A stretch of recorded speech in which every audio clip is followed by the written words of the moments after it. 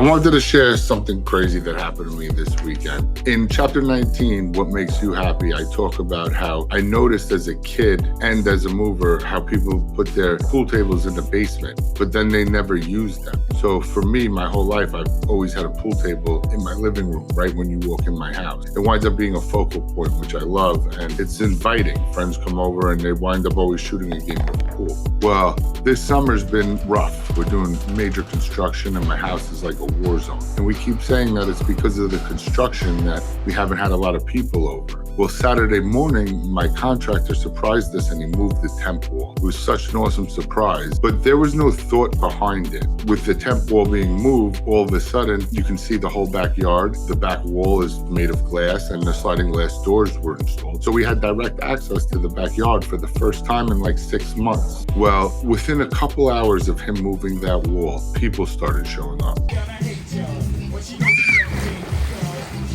We must have had 25 people over between 1 p.m. on Saturday and Sunday night. The kids had friends over. Even my dog had a friend over. I was sitting down Sunday night, and in chapter 19, I talk a little bit about feng shui and how important it is. Although it was research, I'm not really a feng shui person.